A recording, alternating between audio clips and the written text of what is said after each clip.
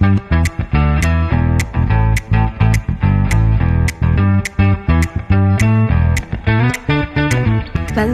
to the Gen Z podcast by Civis, where we, the next gen citizens, get real about the invisible rules that shape our lives and the power we hold to change them. Hello, guys. Welcome to Gen Z. Antara and Sukirat are not here. I think they ran out of things to talk about, or they have just left us with the mic. Yeah. So today is going to be product and comms hosting, which is going to be fun. I am Atharv. I work on the product and tech side at Civis. My usual day looks like diving into user flows, looking in the dashboard, trying to understand why people are dropping off. And there's one constant question that is roaming around in my head: that why did someone not submit a feedback to a particular consultation? And Akalya, maybe introduce yourself, because you basically are a rare breed of lawyer turned designer, which means that you can explain a policy and make it look good as well. Yes, I'm a lawyer and also a graphic designer, and here I work at communications and outreach vertical. And my job is usually taking a complicated draft law and translating it in a way so that people can engage with it. And how do I do that through simpler languages, visuals, and a format where it can meet the people where they are. Nice, nice, nice. So you're supposed to set up the context for this, but I just realized that when we're comparing ourselves, and it may we technically work in the same place, but our worlds are completely different. Actually, that's the episode, because we both work on citizen participation, participatory lawmaking, but we see it completely differently. And that's the perspective I think that we need to share with our audience today.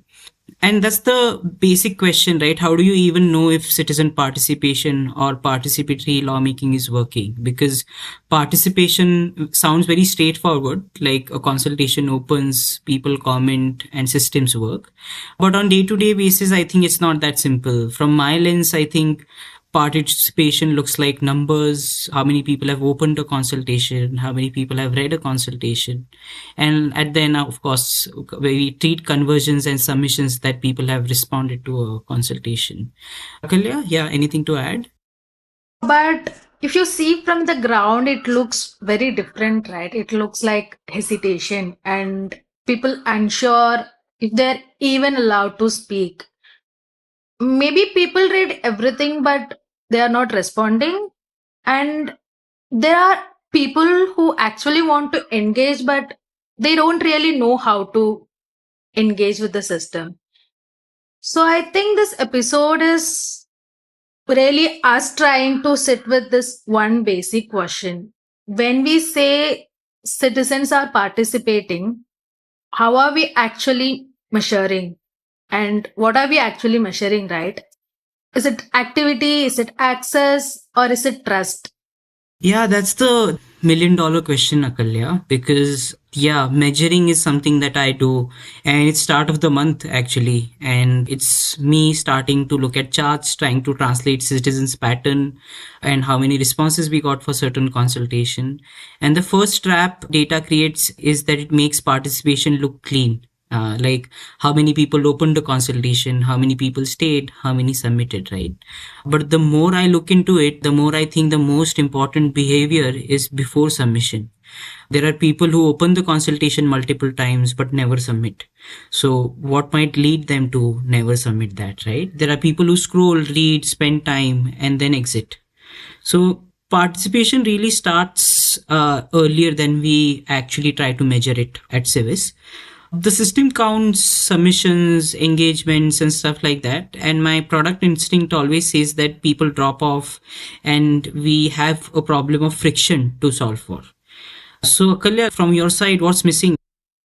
Right, month ending, new month gonna start. You will put your product metrics. I will put my comms metrics from all the socials. But here's the thing that makes me uncomfortable about data. I feel like it only shows you who showed up and it doesn't really tell you who didn't, right? And if you see from the data side, you can actually see hints of this. We can see people reading, we can see them coming back, But in reality, the system only starts counting the participation when someone hits that submit button, whereas the engagement actually begins much earlier. It begins at curiosity. And that's where I start to wonder if we just make platforms easier, cleaner, is it actually enough? I don't think so, because understanding a process and trusting a process are two different things. We underestimate how unequal access still is, even in urban areas. There is this data that shows around 92% of dominant caste households have internet access. But for scheduled tribe households, it drops to about 71%. This is basically 9 out of 10 and 7 out of 10, right? So when we design participation assuming everyone is online, we are already leaving people out. And I think it's important to say this out loud. These gaps aren't about technology issue alone. And it comes from a long standing socio-economic exclusion. And that's what really decides who gets meaningful access in the first place. Okay, so let's just test with something real. If you remember an actual consultation that we both worked on. Yeah, actually, the solid waste management consultation is a great test use case because it mattered to every urban resident in Bombay. We work out of Bombay, so it mattered to us as well. Mumbai generates almost 70 to 100 tons of waste every day. So, whatever rules we are talking about here, they show up in real life and very fast. Segregation, collection, fines, building level rules. This is daily life. It was a very fun thing to work on because I think the department and the commissioner was also receptive of the idea of trying to understand what people have to say about these things. But the draft itself was too long and it was too technical, right? Because I was trying to talk to the secretary in my building and trying to understand what he thinks about certain SWM laws. He was very interested and curious, as you mentioned, right? Because participation really starts when you are curious about something. And he was curious about the idea that, okay, this is a law that is going to affect how he manages his apartments and buildings, right? So but when I shared the draft and I tried to follow up like what he thinks about it, he just said that it's too long and too technical to basically understand, right? And I think that's where the essence of we summarizing any draft came into picture. Because after he mentioned that the draft was too long, I actually shared the summary that we created and also in like two, three different languages because he also wanted to like share this with a couple of people around him. And I think then he understood what the government was trying to process. So I think that's one essence of why this use case is helpful. And I think from a numbers perspective also, we actually gathered close to 3,000 responses onto that consultation. So it's going to be good to evaluate because on paper, again, I think that is a strong participation. But then there is this uncomfortable question that keeps coming back. I mean, you've mentioned that we have gathered nearly 3,000 responses. Why not 10,000? Why not a lakh, right? Because the data shows who participated and it also quietly hints that who didn't. There are people who opened the page and never submitted, and there are people who read everything but didn't feel confident enough to respond. And then there are people who never even encountered that there is this consultation at all. So, this low participation doesn't actually mean it is a lack of interest. Sometimes it means uncertainty or lack of time or language barriers or just not feeling qualified enough to speak on something that feels official. So, in a lot of ways, people exit before they ever became data. And I feel like that is that part that we often miss because both a tech first approach and an outreach first approach still have blind spots. And I think sitting with that discomfort is important. I think Akalya, that's a very interesting point and a very deep point on curiosity and digital divide. But I feel we are able to measure the stakeholder, his demographics, and trying to understand his perspective a lot better because of tech. What mattered more was not just how many people participated, but who participated as well, right? Half were residents speaking from their lived experience. Another third were more public spirited responses, and a very smaller slice was from experts actually. And using rough grassroots metrics that we already have, about 1 in 5 respondents fell into that category, right? And interestingly, those grassroots responses were often longer, more detailed, more public spirited, and actually lived experiences. And from my side, takeaways was like participation wasn't just volume, it was also effort, consistency, and people actually representing themselves. Yeah, I agree with you, but only halfway. Because the platform did matter, but I don't think it was just the platform which created participation. I mean, it's this thing that we did everything around it. The way the bylaw was explained, the way we framed it, the way we took the message to the people, like how this can affect you, and also people sharing it with each other. And yes, we did create a chatbot, we did have a platform, and it is also the offline spaces that we reached out, right? We did field visit, we co hosted town halls with the BMC, spaces where people could actually speak, people could actually question them and make sense of what all of this mean for them. People don't engage with policy in isolation. They need context. They engage it with the context.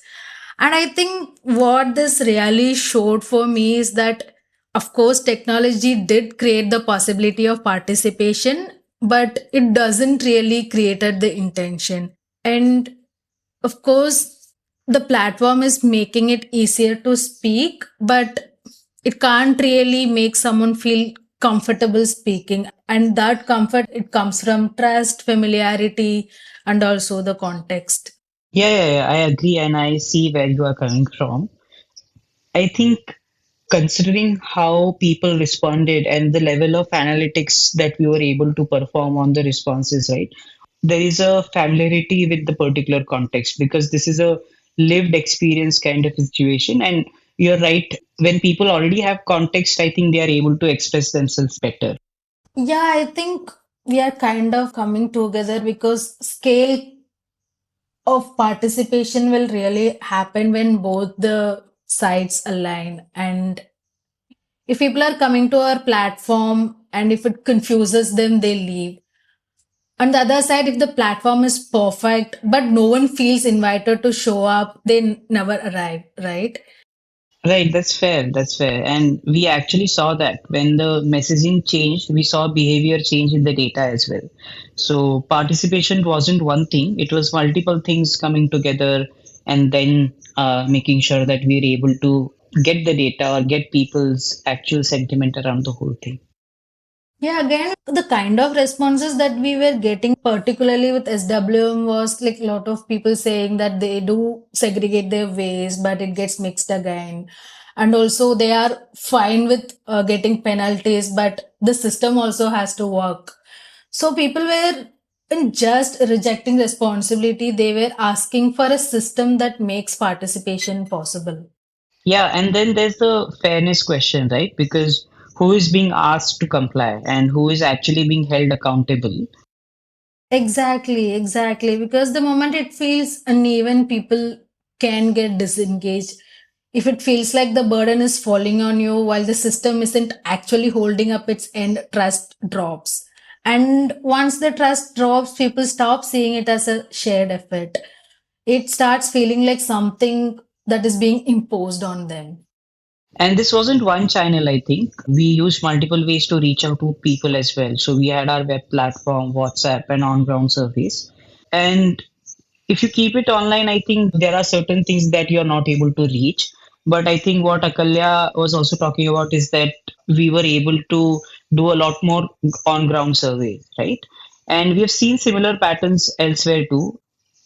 Attention comes easily, but only attention is not participation, right?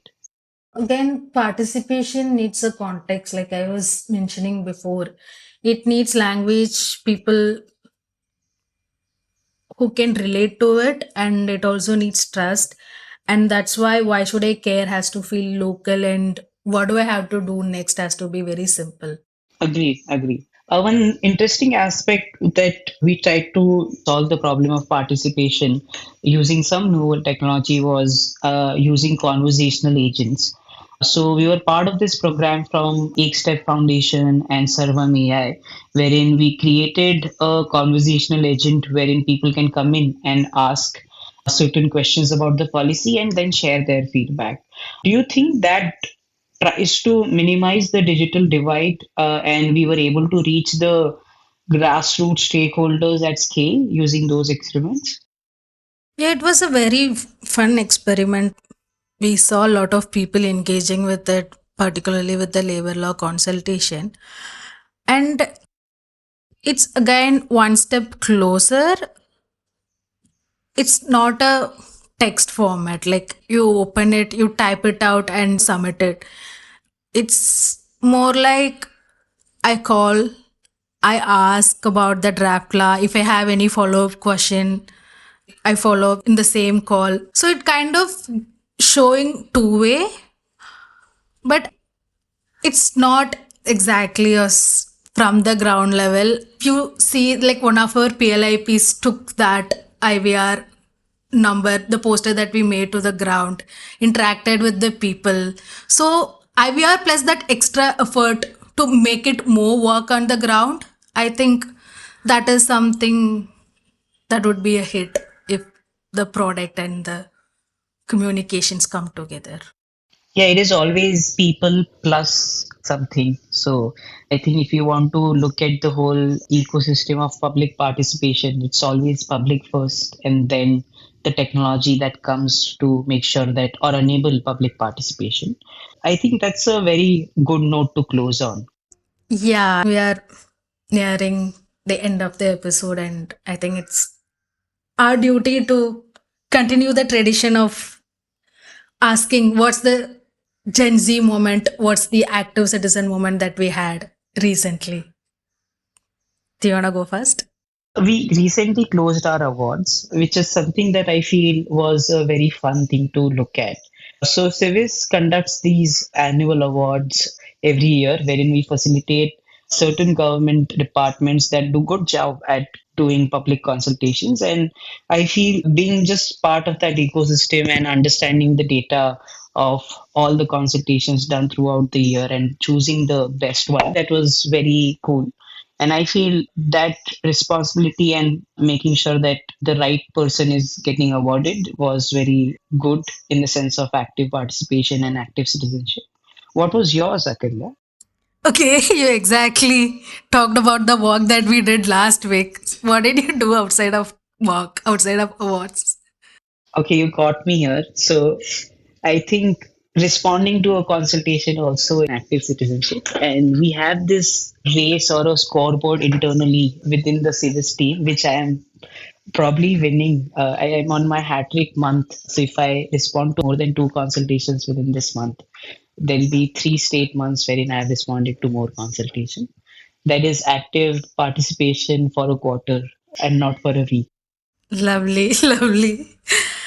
Okay, mine was before the awards that weekend. I went to a film screening. They were screening this movie called Kala, which was directed by Paranjit. Again, the movie felt very different after me shifting to Bombay because the movie is based out of Bombay. It's set in Dharavi and it talks about redevelopment in the name of beautification and pure Mumbai in those contexts.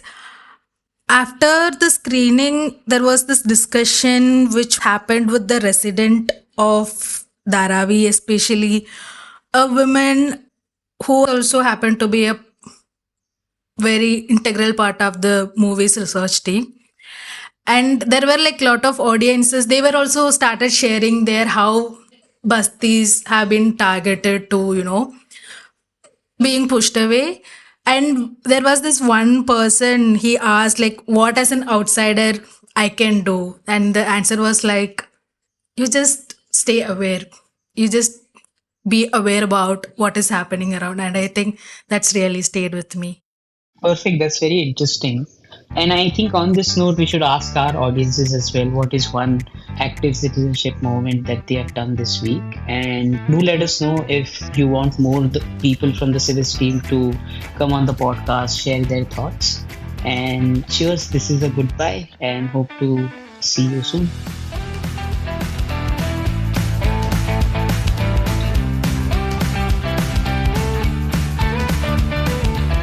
Special thanks to our production partner Nakul Agarwal and Loyalty Studios. Their expertise transforms our conversations into a seamless listening experience.